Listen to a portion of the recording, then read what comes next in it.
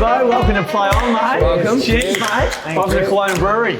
Get stuck in. Nice and fresh, straight off the vat, boys. Pretty good place to have a podcast, guys. Well, you know, we like to mix it up. It's always good for a change. Keep it nice and visual. The listeners love this sort of stuff. I'm glad that I got on for this episode. Exactly right. And they get to look at you, so I can winning that. And Pioneer Brewery putting on a spread for the boys, which is good. So. I know. They've done a fantastic job, so very lucky. Thank you. Now, mate, you're an absolute superstar. Where did it all start? Where'd you get drafted? Tell us all, go. Well, I actually got drafted from around the corner at Port Melbourne. There's a Port jumper on the wall there. So I spent I obviously played under 18s at Chargers, didn't get drafted, spent 2 years in the VFL, and then the second year got rookie listed to North, who was aligned with Port Melbourne at the time, so that was their club. So got on the rookie list 2006, so I think it was about the third state screening draft camp I went to, so finally got lucky. What was that feeling like the moment? Did you think, like, after you've gone to the VFL and you're trying again to try and get taken, how did it feel that when you finally got taken and you went, wow, I've actually done this and I've made it and I've worked hard to get here? Yeah, look, it was good. I remember because North asked me to do the pre-season with them, so you can start training with them and then the rookie drafts later. So on Tuesdays we used to, our weights were in at QV in the city, and I remember I was at the Shell petrol station on Punt Road, you know, that little one there? Yeah, exactly where. Before you down to Vic Street. They were in the days when you could use your phone at the petrol bowser, so I wasn't breaking them. These days they tell you off every time. And Neville Stibbard called me and said, mate, we're just about to take you with our first rookie pick. So, it was pretty special. Gibbo, with that, because obviously you didn't get drafted the first time, you're in the system for 2 years. It must be hard not just to give up in that situation, because you see everyone go through and then you're waiting around. Like, how do you keep yourself so motivated and positive in that situation? It was tough. My first year VFL, I smashed an ankle and I pretty much missed the whole year. Came back, played one senior game, which was in the finals. And then, so next year we had a really good year. We made a grand final, unfortunately lost. But my motivation, I guess, was pretty lucky because you were playing with the North Melbourne, the guys that weren't in the senior team. So a lot of them I'd played under 18s with. So as much as you're a team player, I'm definitely a team player, but you're like, I wanted to just play better than every young bloke that North had on their list. Yeah. So then I was like, I knew that they were watching there every week, and so that was my plan, and it paid off. So, but there were definitely times when you get frustrated. Out of under 18s, I did a pre-season with Richmond. Yeah.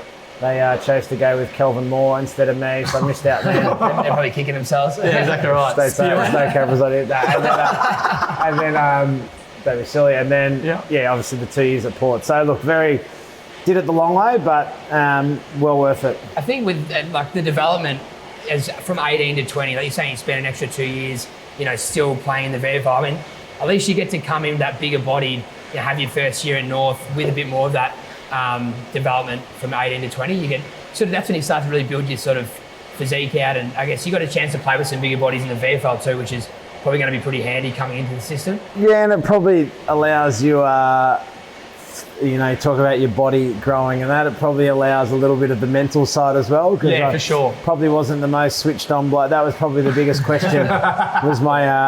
was my ability to be switched on, and how committed I was. So, it allowed me, to get that right over that time. And, would it have been different if I'd come in at 18? Would I have played for as long? Who knows? You know what I mean? Right. So, I guess a bit more switched on. Yeah, I'm pretty happy with the way, as I said, the way it panned out. The recruiters knew best. Exactly right. Kept me on ice for 2 years. Well played. Cheers, boys. Yeah. So then, obviously, bang, drafted to Kangaroos.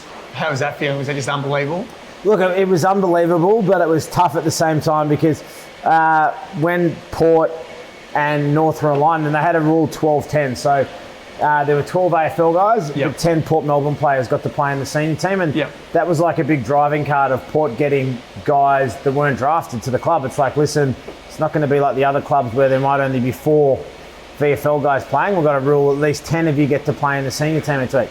So like that last year at Port, I played every game in the seniors, you know what I mean? Played grand final. I think I made the team of the year, whatever. Oh, wow, there you go. All that type of stuff. And then the next year I'm rookie list at Port, so I'm the dregs, you know what I mean? I'm at the bottom of the pecking order. And if there were no injuries, I was running around in the VFL too. So gone from playing every senior game to then thinking, right, I'm training with an AFL club now, but I'm playing at a lower level. Was tough, and you just had to suck it up. But I was lucky at the end of that year, they just elevated me off the rookie list to the senior list, so they obviously saw enough. Yeah. Whether it was VFL or VFL reserves. Yeah. Does someone take you under the wing the first day you get to the club? Like you roll in there, did you have that person there at the club early on that was sort of like I think you sort of hang around guys in your line, like I think the brother thing definitely happens for guys when they come into state and they're homesick, but I was like, I grew up in Melbourne, so there wasn't that side of it, but definitely, like I had Glenn Archer in the back line, so I would just try to mimic everything he did, in terms of... And what a person to look up to as well. Exactly just right. At it. Now, I heard you said when Tom Lynch got drafted to Saints, Riewoldt didn't speak to him. And that's why he left the Saints, because he just didn't feel that warm welcome. Oh, really? Yeah. Wow. I forgot even Lynch was that bloody... I know, yeah, but that's what I'm saying to you, because you had that sort of Archer person, look after you.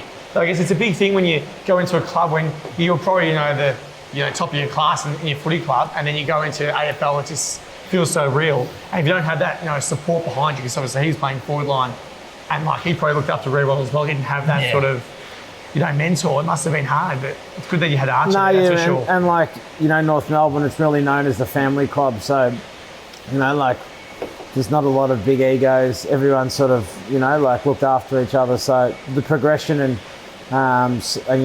being made to feel welcome was pretty cruising. Yeah. Now, as you've obviously moved on and you've gone to the Hawks and had such a long career at the Hawks and a great one, and it's everywhere, and it's quite a figure in the game. Those 3 premierships, which one? Obviously, they're all great, but if you had to pick one, or there's a moment in any of them that really stands out, what would that be? Definitely be 13. Yeah. You speak to a lot of people about our time then, and they're like, oh, you guys are so lucky, you dominated every year. But a lot went into it.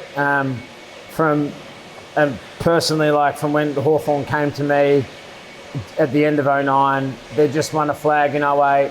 09, they don't make finals. Obviously, Croat smashed his ankle in 08, granny, so he wasn't going to play again. So they're come across and they dangle the premiership carrot in front of you, we're in the window, you know what I mean? You come across, then 2010, we lose the first 5 games of the year. Clarko's on the brink of getting sacked. Sam Mitchell chases down Tuck Richmond across the 50, tackles him. We win the game. Clarko probably keeps his job. Wow. Change the game plan. It's moments like that, isn't there? People don't know about. And it's sort of we go back, change the whole game plan. We make the finals, lose the first final, whatever. 2011, great year, make a prelim against Collingwood. Bud kicks a ripper from the boundary line. Looks like we're going through. I'm thinking we're playing in a granny, fucking beautiful. Don't know if you can swear on here. Yeah, you can go for it. Okay, sweet. and then Luke Ball, who can't kick over 40 metres, hammers one from 45 and we lose the game. So then we miss making a grand final 11.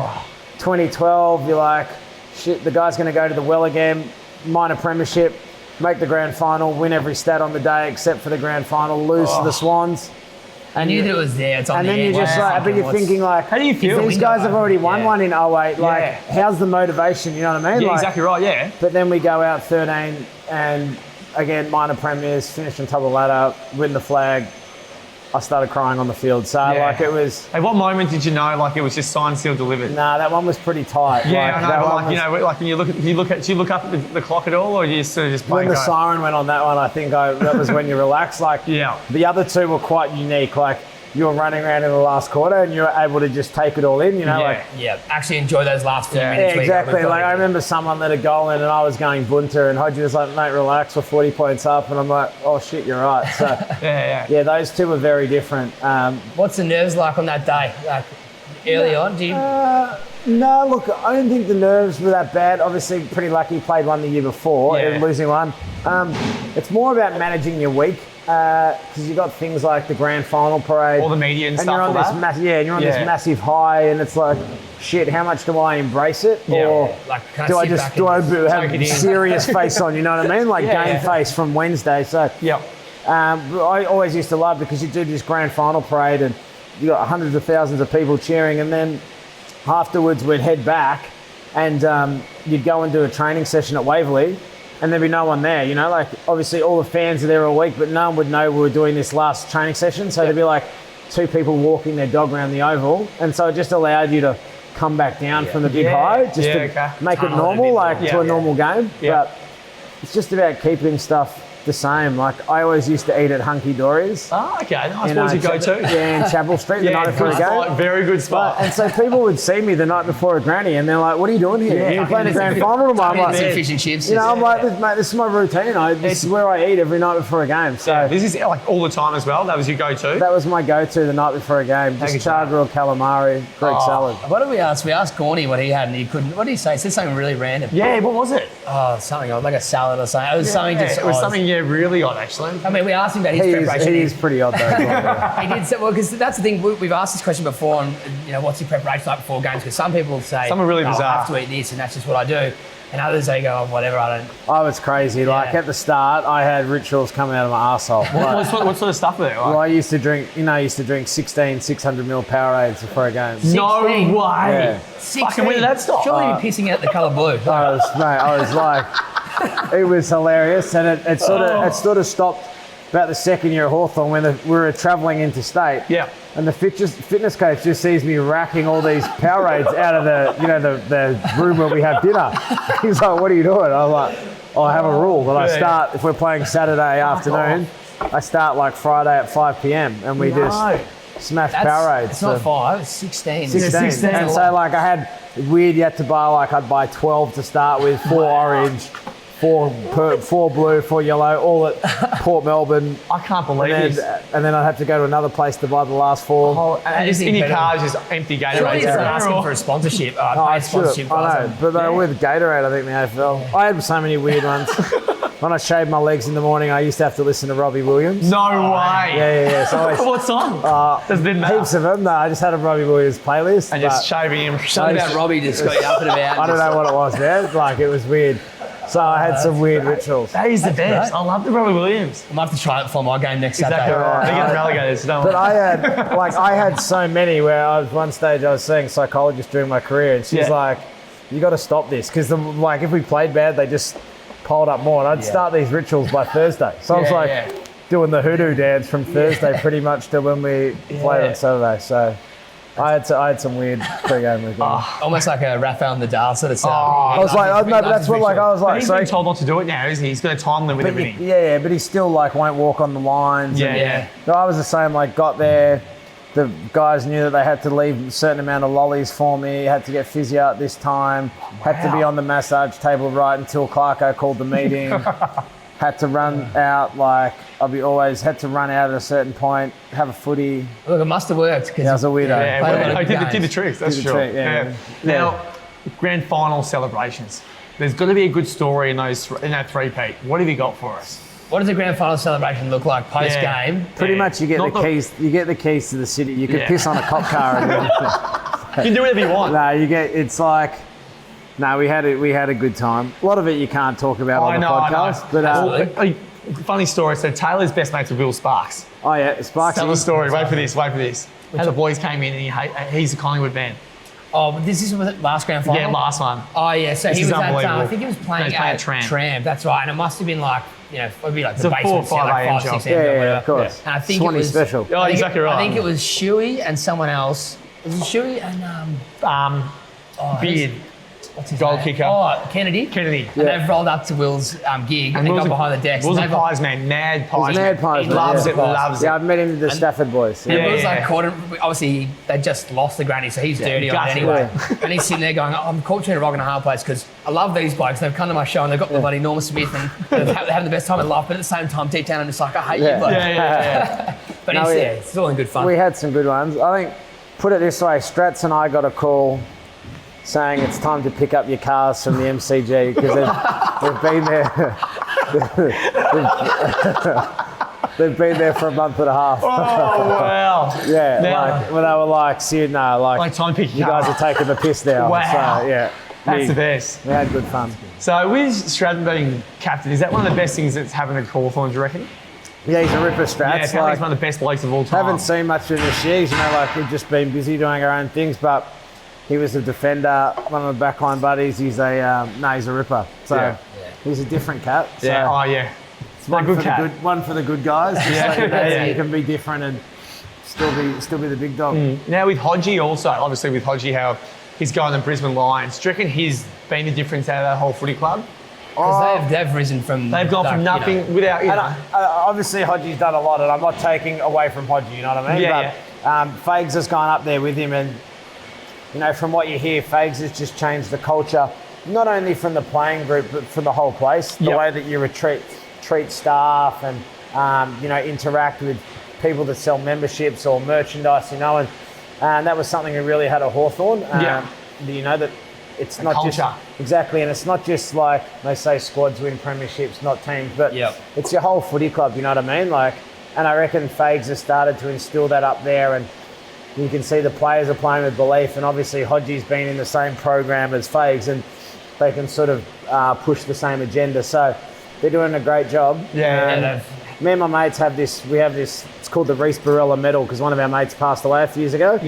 And we have it's on Brownlow night. And so what it is we have a dinner at the Glass House, and it's like a Brownlow count, but everyone has to do all their footy tipping before the season starts. So you've got to tip every game without reading. That's actually a good way of doing it. And then we have like this Brownlow count. We read out the votes each and I'm looking at it going, there's no way I tipped Brisbane to win anything. And everyone thought Melbourne was going to be awesome. Exactly right. So I'm dreading what my tips will be. What my tips are going to be like on the night. They have done an unbelievable job. They've done an amazing job. They've literally unbelievable. And now they're sitting in second, could have a pretty good crack at playing in the granny. After their, just the young list. Can they go the distance though, do you reckon? Look, I think a prelim final's a great achievement for them. You know I think what I mean? so, yeah. Definitely, they can go the distance. They're going to finish top 4. It looks like so. You put yourself in the best spot. I think Doggies are the only team that's come from outside the top 4 in ages to win a flag. So you got to be there, but it'll be tough. Now with Buddy Franklin, do you still keep in contact with him or? A little bit. He's in Sydney, so just text messages here and there. But when you're out of the footy circle, you're out of it. You know what I mean? Really? When you're playing, you all work the same hours. You all have the same day off. So you're all hanging out. But when you're working in the real world like I am now, mate, you are, I'm not on the same hours as them. So, you catch up with a few boys here and there, but I still speak from Bud from time to time. But he's doing his thing in Sydney. When you went in the jungle, was that one of the, I watched a bit of the show and I loved your season. And I think, it's always on around dinner time, by the way, for me in my household. So when I watch it, obviously you got the food challenges and all that sort of stuff. What was the worst thing you've ever eaten on that show? Because there was some pretty I had an ostrich anus, which stuck so low. How did that taste? How do you not get sick? I don't understand. So what happened was, they were like, we don't want you sneaking contraband in, but they sort of like it, you know what I mean? So in my Kubra, I had sachets of coffee. You get your water bottles to take into the show. I didn't take, mine was just filled with lollies, right? Oh, really? Yeah. And chewing gum. So I'm in there and you go back and watch it now, you realise there's cameras watching every little bit, you know? But I'm going over to my bag and being and trying to put something in my mouth, and then you look at the playmate, you're like, oh, look at this idiot, you know? So anyway, then we get to this food challenge and it was they'd set it up like a supermarket. And they're like, blah, blah, blah, people are chewing all these different things, and they're like, Josh, now you've been caught with some contraband. Jez, answer this, can you? It's really important. It might be the delivery of a thing. That's right, it's answering. It's right. Hello. That's good. Yeah. Thanks, mate. Cheers. So I'm getting an exercise bike delivered. I just wanted to make sure. Oh, yeah, what bike? Yeah, what bike? Yeah, nice. So, back to it. So, they're setting it up, and oh, Josh, you got busted eating chewing gum. So go and choose. You're going to go get that box up there. You've got chewing bum, so to take the mickey out. So I get this box off the shelf and it's like a cereal box. And I open it up and there's like a zip tie Glad bag in there. Oh, no. And it stinks. And there's bloody flies coming around. And you just pop this. I'm like, what is that? She's like, get it out. And she's like, it's an ostrich's, what did I say, ostrich? Ostrich anus. Yeah, it was ostrich anus, that's right. How does it even look? So it's huge like cut this. it straight off. And everyone else was jigging all these little livers and that. And it's for 1 star, which is nothing. Yeah. I'm like, I'm not eating that whole thing. She's like, no, get your spoon. And then she goes, no. you just got to eat the rectum. So you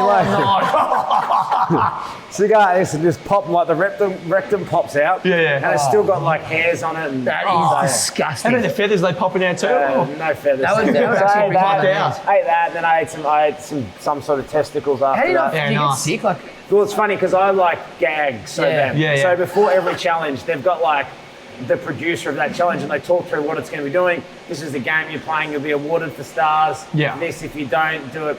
I said, listen, they're like, if you spew, out. And I said, well, what about if I spew in my bucket, then drink my spew again? Yeah. And the lady's like, no, that's a fail. And you got Chris, game on. Chris and Julia in the background going, do it. It's gonna make amazing television. So I was there like, sweet. If I spew in the bucket, because I'm competitive, I'll just drink my spew. Don't care. So, Straight down the I gas. love the logic. I love the logic. If it's in, it's in. It counts. Far out. Yeah, look, did you find like any of those friendships on the show? Like, you obviously meeting people that from all different areas of life, and famous and celebrities for different things. Was anyone actually really surprised you that you thought, I never thought I'd actually be like mates with this bloke, or like, Well, everyone just driving anyone nuts. just driving? Yeah, well, there were some people that really lived up to their hype. Yeah. Yep, I really learned that Tomic is a dickhead. oh, that was the Atomic season. That's Mate, yeah. right. What do you do Incredible with, play what do by you do him, with though. these tennis players? I don't know. Honestly. I actually control. got to do what probably every other Australian athlete's been able to do, and I got to give him a spray. So What'd you say to him? I just told him to man up. Yeah. He left after 4 days. Because he's got Anyway, such a talent, though. I don't want to give him any airtime. Yeah, He's not Yeah, worth it. good. I like that. The good people like Danny Green was a legend. I better can than I imagine. thought. But you can just tell he's just a bloody good fucking bloke. He's a good bloke, like Peter Rosethorn, who's a Hawks man. Yeah. So they're the two. Like I still text Peter heaps, catch up, but Danny from time to time. So Yeah. Unbelievable. Far out. It's a good cast and a good group. And yeah, it's good fun. It's good fun. How long are you there for? Nah, about 5 weeks. 5 weeks. Yeah. Do you feel genuinely isolated? mate, Like, you're it just seems no like fun. it's stir crazy. Like, And I've done tough pre-seasons and all that. You're like, I'll be fine. Yeah. But there were times where I was just like, Get me. done with this. Yeah. You know what I mean? Well, week one You or? just- about the same time after as his spray Tomic. time. No, 4 but- days is He pathetic. just wanted Tommy to go first. Exactly right. Yeah, piss off, Tommy. But you're just you're so weak because you're not eating. Like, you watch reruns of the other series and you're watching people lie on their bed the whole day. You're like, I'm not going to lie on my bed. I'm going to be active. Yeah. I was going in there with training and all that. Yeah. But then, you just hit a wall, and you just don't want to get up off your bed. You're just so hungry. You're like, the boots you're wearing, they feel like they're 40 kilos Yeah. each. So. And you dead set you are washing yourself in the water there too, yeah? Yeah. Or there's no everything you showers. said. No, there's like a man-made shower. You know what I mean? Yeah. But it's it's in the creek. Oh. Yeah, I'm a man of variety. Like, I need different foods. Like, you're just eating straight porridge for however long. What do you Yeah, eat? porridge every Does it? morning, and then beans for lunch, and then at night time you got, depending what you won. Yeah. But it's funny, so I was in charge of when the food came in, grabbing because I was chef. Yeah. And one night I could see that there was KFC in there because different people sponsored the show. Yeah. So we'd do a challenge for a dare milk, you know? Yeah. And I could see this KFC's coming in, so trying to play it down, and then obviously we all erupted. And then when the cameras went off, because obviously all the KFC for us couldn't fit in that bag, so they bring more in. Yeah. And you're in a heroin addict, you know what I mean? People are just going at this KFC and you're trying to eat so much. Yeah. And your stomach's so small. So I ate all this KFC and then you just spew it. You just spew it all up because you can't He's not hold used to anything it. out. Yeah, he's we not had got the porridge. wedding night, they gave us cake. We were trying to smash all this cake, just spewing it everywhere. It was, when I came out, the night out, you get that excited again. I was at the lodge and I'm like, just keep bringing me food. And then they ran out of chocolate. I was like, bring me the cooking chocolate. So the chef's bringing me cooking chocolate because you've got to be up all night because they do interviews back to Australia. Yeah. And I'm just spewing cooking chocolate everywhere. how good. I swear for a week, everything you ate, you just spewed. It was like... What an experience. Yeah, it was, How good's that? But obviously, you come out on the other end, and I'm assuming you come out of enjoyed it, you'd eat an anus, couple of testes. and What more do you want? Come out a better man. That's it. How does the pay work with that? What's Just, that? you just get paid what you get paid in your salary? No, or you how does get that work? like a... Is it just a set rate? So you get a set to it because you can't get eliminated for the first 4 weeks or whatever, 3 weeks, whatever long it is. So you get a set wage in that, and then you get paid per day. Oh, that's right, okay. Yeah. So once you know you've made some money, it's all right. Just stay in your bed all day. Yeah, if it's worth the ostrich anus, then Yeah, it was good. it's going to be the right amount of coin.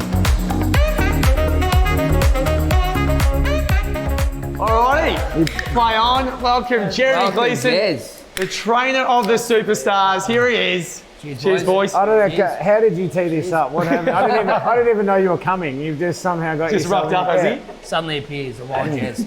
Now, heard of a free beer. Got him. The Legends game. Yes. How are you training this man in this big game? What's the go? Talk to me. Well, I only found out about the Legends game probably about a month ago. Yeah. But to be honest, we haven't had to change too much. Like when you think of a lot of football players when they kind of finish up. Yeah. Most blokes tend to let themselves go. Most definitely. No, but it just obviously Gibbo hasn't let himself go too much. Too much. Well, I'm in better shape than when I played. It just comes down to work capacity. So, you can probably at the football club, you rock up and do skills, and you train for a few hours, you have strength in the afternoon. But if you finish up football and you end up just doing your 40-minute weight session at the gym, it just doesn't cut it. So yeah. It just comes down to a bit of work capacity. So you often get up and do a bit of a run in the morning and then... I like to walk the dogs early, about 5:15. Yeah, nice. Get out 5Ks. Yeah. Maybe a bit of a jog in there. Mainly just walk. How did you how did you guys meet and well, start? I first, because I think his business partner, Britt, she used to go out with Matt Suckling. Yeah, that's right. So, and I did she put me through a couple of pre-seasons I trained with her. Yeah. She made me spew twice. Did she really? Britt made me spew twice. She made me spew, but I think I'd been at the races the day before or something. Oh, well. That might get you. But no, she made me spew. Yeah. Anyway, so, and then going in there, someone else recommended this bloke, and then, you get a bit bored training by yourself. Yeah. I'd been in Sydney, I had a really good crew of guys I was training with up there, and then started doing some sessions under this bloke, and then said, let's just start training together, and just hit it off ever since. Just love it first. Well, he's one of the best blokes of all time, so it's like pretty easy to just jump into. No, how much do you get you to pay him? He's doing about four weight sessions a week. With those weight sessions there. Now the term Can we just make this clear that I'm not training for Legends game, because there's obviously a lot goes around that there's the blokes that take the Legends game too seriously. Yeah. You don't want to win that medal, but I'm sitting here doing a podcast saying that I'm training 5 times a week for the Legends game, doing 4 weight sessions. So we see Whilst drinking a beer. I'm a shoo-in to win that medal, so just calm down, mate. that guy just tackles too hard, goes too hard at the footy. Yeah. Who is that guy? Who does that sort of stuff? I feel like I think Michael Osborne won it once. Yeah. I think it's training for the Legends game. I just take the game too Bit seriously. too serious. Yeah. I feel like, and this isn't being disrespectful to anyone, but in that game you have some legitimate legends, and then you have some guys that played AFL. They're still amazing, but Just fillers. well, I don't know if I don't know if I'd call them fillers. They played AFL football, but I feel like they're the ones that take the Legends game to the next level. I think they changed it now, because I remember when I first ever played on there, like Eddie had, you do like Oz kick or whatever, and then the first Legends game with like Warwick Capper and all those people, but they had the entertainment personalities as well, like in there. So they had like obviously they had a few years back. Peter Hellier. Strawny. Have they stopped that? Like now it's all. Well, there was none AFL last year. No, Yeah. we've cut it back, cream of the crop, especially this year because it's AFL. Bring back Hutchie kicking bananas. It's AFL X. So it's AFL X. What's in that? Well, if you want me to be brutally honest, I've never seen an AFL X. I was in the country for the pre-season, so I don't even know. So I don't know. It's a shorter version. Yeah. It's on a square. I'm assuming it's on a square. It's on a square field. Yeah, it's a bit Do you smaller. use AFL goals though? Yes. 10-5? Yeah. It is. It's high scoring game. Isn't there thirds involved as well? You have like I think there's 4 blokes who've got no idea having a beer what this No. game is. So what it is You don't have to worry about punching anyway. Is that yeah. So it's AFL X this year, right? So it's 15-minute quarters, and if it's a quarter, there's 4 of them, right? Okay, Yeah. so you know that. Yeah, That's a good start. Yeah. So we're going to have 10-point super goals from outside the launch zone. Yep. Do you think you'll kick And there's goal? going to be celebrity power players this year. Really? Yeah. So they're going to be introduced at the 10-minute mark of each quarter with the potential to score double points for their team. So Well, there you go. a couple of celebrity power players. I'm not sure. Celebrity out of it. I'm not sure who they're going to be, but maybe Strawny makes a comeback. We don't know. Is he really? Big scrawny. He Yeah. hasn't played in a few years. He was scrawny. great. He was great viewing, wasn't he? Yeah. He's on the project, isn't he? Yeah, yes, yeah. Being really serious though, like real serious sort of stuff.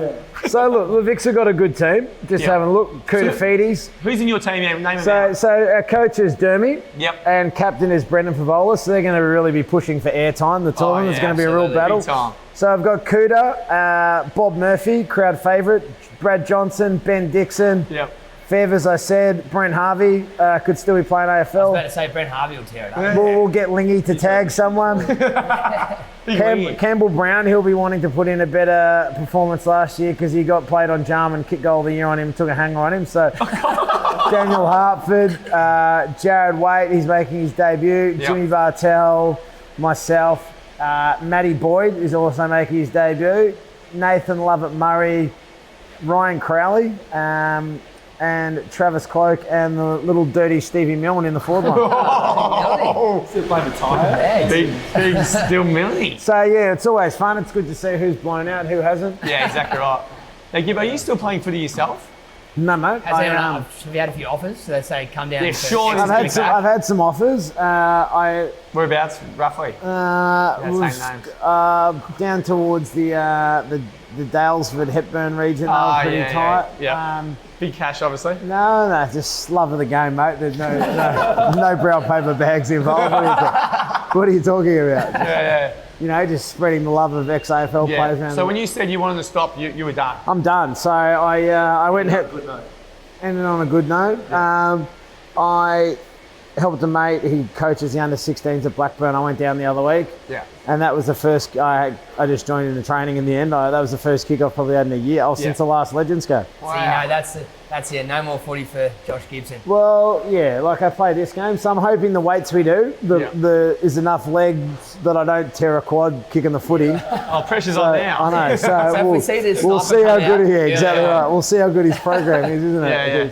So how do you program anyway, mate? So when do you start from Monday? Well, like we said, Gibbo hasn't been training for the game as such, but we talk about training for peak performance. So not just being fit in the gym, being able to sort of tackle anything. So if something like this does come up, you can easily slot in. So it comes down to work capacity. So like I said before, a lot of guys will go, right, I'll do my gym session or whatever, but you're only targeting one energy system. So if you've got the work ethic to maybe do sort of 2 sessions a day, or spread that out across the week a bit more, where you sort of get maybe some cardio, in the morning, like you said, and some weights later on in the day. You can sort of get that adaptation across different energy systems. So And that all-round athlete sort of. I don't think that's what we like doing. We sort of, like from the Metcon, we like doing all the different exercises and cardio-based stuff. So we're not just good at lifting weights, you know what I mean? Or good at just running, like it's Just everything. Well-rounded. So Like the term functional gets thrown around a fair bit, but if you think of someone going into the gym and doing like, say, a back workout, where they go from a seated lat pull down to a seated row to a seated, something else. Then it's not viable to sort of everyday life. So that sort of it gets thrown around a fair bit. So we like to have functional and unfunctional. So Jez likes to have so just because he's just led me straight into that Billy. So unfunctional Friday, Jez likes where we tend to do a few more curls. Yeah, of course. We do it too. Like even for instance today, we were finishing a little early. I said, "Do you want to get on the ski? We'll do some extra cardio." And Jez said, "No, we'll do 8 to 1 bicep curls." So so he really got it. He made it unfunctional Monday. That's not like Jez. How's this bloke's rig anyway? It's insane. No, it's ridiculous, mate. Gets plenty of love. I always ask him to do a test for me, pee into this cup, but Always passes. he burnt a hole in the bottom of it. No, I'm joking. It's the keto diet. No, he's like, in all seriousness, he's like, how old are you, Jez? 24. 24, that's what I thought. He's attention to detail as a PT, and obviously I've seen a lot, through my time, and even since I've been retired. Like, he's meticulous in the way he trains, and his knowledge is, he's taught me a lot, So You're see a lot of shit in your time. and like footy, you train a certain way, you know what I mean? And so I've been learning new things under him. But his knowledge of his industry and what he does is without pumping you up too Yeah, much. look No, at I him, don't he's want gonna to. be I know because blushing right I'm now. not about pumping blokes up, saying, but no, he's very good at what he does. So. Is there other sports that you like outside of footy and like do you train for anything else? You ever like? I just ride horses, so I'm big into my horse riding. Yeah. Yep. So that's it's a sport called camp drafting where you chase cows. Yeah. That's the only other thing I do. I've never. I've got to lay off on the leg weights because I can't fit in the saddle. I get on. kidding. I get on Really? because you got like your saddle, and then there's got another like bar here on the front saddle, and it starts getting tight. I'm like, Jez, Can't out the sports. too much. Whereabouts to do that? So our farm's down towards Wood End Way, but you'd sort of travel around Victoria. It starts in September and runs through to April, May. So Yeah, nice. yeah, that's it, boys. Yeah. What did I do? What? How did you get into that? How did I get into that? I always rode as a kid, and then towards the end of my career, I was like, stuff this, I'm going to get another horse. And then I actually got into it while I was still playing, which wasn't great.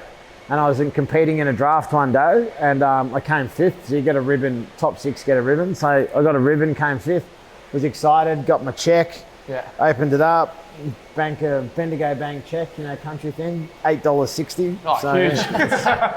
What a horse. Thank God I gave up AFL for this wages. And then, so I was pretty wrapped, it was my first weekend. I put one round, and then walking into the club on Monday, and they're like, "Oh, we hear you've been camp drafting." Someone wrote an email into the club saying, "Oh, it's a very dangerous sport. I don't think Josh should be doing that when it's in February and the AFL season's about to start." So Who did it? It was Tom Liberatore was in like Vietnam, and he just started playing for like a team over there, like in that Christmas period. Yeah. And like someone's obviously On filmed holiday. it. Yeah, on holiday, started playing games or like a little exhibition game. Obviously killing it. Had like X amount of touches. They came back like, "What are you doing? Like, you can't possibly be playing a game of footy outside of this footy club. If you get hurt, you're in trouble." Yeah, you got no insurance. Yeah. Now, you said before, The Bachelor. There's opportunity you could have been The Bachelor. Yeah, we've got to ask that question. Tell us more about this. What happened and why didn't you take the leap? Did you at one point think, "Hang on, this could be for me. This is a new little venture"? So I was in the jungle, and obviously it's the same network. So yeah, look, they asked me to be The Bachelor. What year was that? It was with what was the one just gone, the rugby player. Oh, jeez, yeah. Like Could have been Josh Gibson. that was it. That's so massive. So he was. So obviously they wanted me. I said no, and he was runner up, so they took him. So Yeah. they had to use a silver medalist. They did. What's his name? The honey badger. The honey badger. the Yeah, badger. the honey badger. So We didn't pick anyone at all. perfect. Yeah. Yeah. So they would have loved it. No, but look, Yeah. Bachelor's not for me. That's It's not a bit of Sam Wood sort of It's style. funny because to be fair, like I know Tim Robart, Sam Wood, but I feel like back in the day it was a little bit more respectful. You know what I mean? Like I think now they say, "Oh, you can help choose the, you tell us your type of girl you like," and whatever the type of girl you like is, they put 2 of them in there, and there's 16 other landmines. You know what I mean? And it's like, and the, Couldn't have said it better myself. right?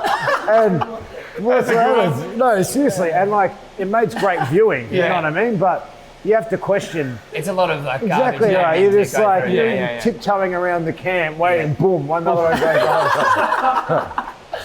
Oh, gee whiz. Well, like, who didn't watch Married at First Sight? Yeah, I was just mate, going to what a say that. show. You know, What like a there's shame. one couple. For the people that are like, I want to find love. You look at Cam and Cam and Jules. Yeah, and they Jules, nailed it. and you watch it, and you're like, yes, you can find love. But then the other rest, you're like, oh. And if you don't make that couple, you make Jess you Powers. make the orgy pack, which is just like, I picked up the paper yesterday, and there was something saying that there was threesomes in there. Jess was in a threesome. Yesterday, she's like, it was in the paper. She's turning herself to look like Barbie. Oh, she's like, I played with Barbies as a kid, and I'm gonna spend all my money and make myself look like a Barbie. So. But it keeps the viewers entertained. That's what I mean. So, for sitting back on the couch with your colonial, having a laugh, awesome. Bring on the Bachelor and that, but being in there, having a tiptoe around, no thank you. So, the landlines. So it's well thought out, obviously. yeah, it's thought out. I didn't have long. I was in the jungle, so I literally. Was there a bit of like, maybe I should? Or? Well, I was talking with my manager, and it was like, because they would take me out, and they're like, you're not allowed to tell any of the other people in the show what we're doing.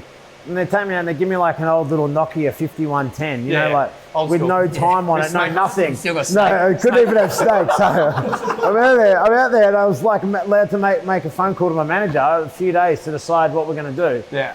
And that was it. And so I said no. No, well. Imagine. Yeah. Honey Badger or Josh Cheers. Gibson. Don't have to go to the landlines, mate. You want to be the bachelor, do you? No. Yeah, maybe. Yeah, imagine. This is where you say I've got a very Yeah. very happy. He's in Well, love. you But need to say another that a guy- little bit. You need to say it a little bit faster, maybe. Tiggs is listening, so. That's all listeners. I reckon Gus Groves doing pretty good, I reckon. Big Gussie. I know for a fact he definitely put his hand up. Oh, yeah. He was He a does anything. Gus, you ask him to show you abs, he'll show you abs. He's a good man. Well, boys, thank you very much for coming on the show, lads. It's an absolute awesome. pleasure. Thanks, make sure you get down Cheers, to the boys. Legends game. Yeah, Legends. Jez will be in the grandstand coaching from there. That's it. He'll be like this knee lift when you're running. Jump high. Posture. Yeah, warm this. That's Cheers. it. Nah, good Thanks, stuff. boys. Really guys. appreciate it. Thank you. Cheers. What's up?